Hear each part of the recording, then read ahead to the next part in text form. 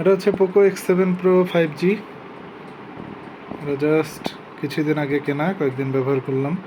তো এটার কিন্তু পোকো ফোনগুলো সাধারণত ওরা বিক্রি করে, ওদের স্পেসিফিকেশানগুলো অনেক সুন্দর রাখে।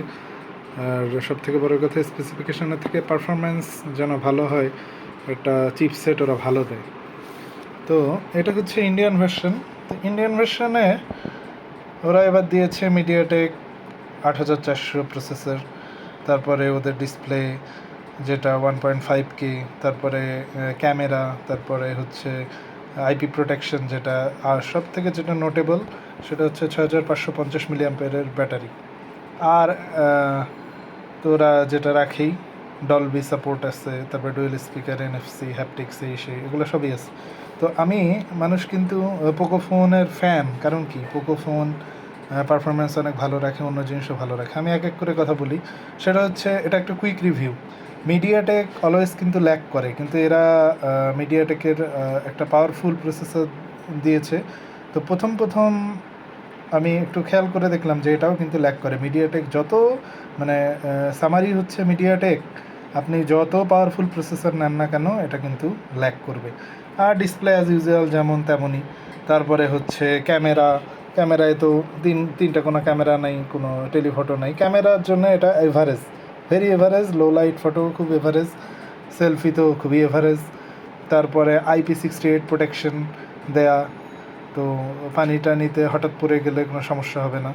তো ইন্ডিয়াতে নাকি, এটা যেহেতু ইন্ডিয়ান ভার্সন বলা হয়েছিল, ইন্ডিয়ান ভার্সনটা IP68 69 থাকবে, এখানে লেখা 68, তাহলে 69 কি নাই সেটা বলতে পারছি না। তারপরে আলট্রা লার্জ যেটা ব্যাটারি টাইপটা 6550 মিলিঅ্যাম্পিয়ার, এটা একটা খুব গুড সাইন আমার কাছে মনে হয়েছে। ওরা ব্যাটারি ম্যানেজমেন্টটা এত সুন্দর করছে, 6550 মিলিঅ্যাম্পিয়ার দেওয়ার পরেও ফোনটা অনেক হালকা, অনেক হ্যান্ডি। আর আমি ভালো দিক এটাই পেলাম যে হ্যান্ডি, অনেক চার্জ থাকে। আর একটা জিনিস ভালো পেলাম, সেটা হচ্ছে ফোনটা হচ্ছে স্মুথ অনেক। ফোনটা যখন কেউ চালাবে বুঝবে এটা অনেক স্মুথ, মানে অনেক স্মুথ। এরা পোকো ফোন যে সবসময় বলে পারফরমেন্স ভালো, আমি পারফরমেন্স এটাতে ভালো পেলাম না, কিন্তু স্মুথনেসটা ভালো পেলাম। যারা কিনবে এই যে আমার প্রতিটা কথা কিন্তু ম্যাচ করবে। আর ব্যাপার হচ্ছে, আর পোকো ফোনের যেটা মানে ওদের ইউএসপি, সেটা 3 বছর সাপোর্ট দেয় মেজর আপডেট, আর 4 বছর হচ্ছে security update.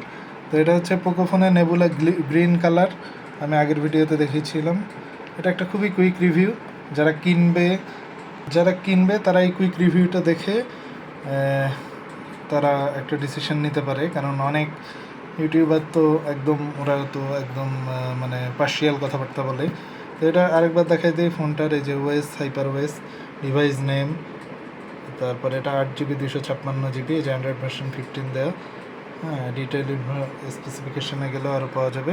8GB RAM, 8GB এটা ভার্চুয়াল র্যাম, এই যে ডায়মেনসিটি 8400 আলট্রা। তো ফোনটা আসলে হতাশই করলো, কারণ ক্যামেরা খুবই খারাপ। আর এরা ডায়মেনসিটি প্রসেসর যেটা দেয়া, সেটাও ওইভাবে পারফরমেন্স করতে পারছে না।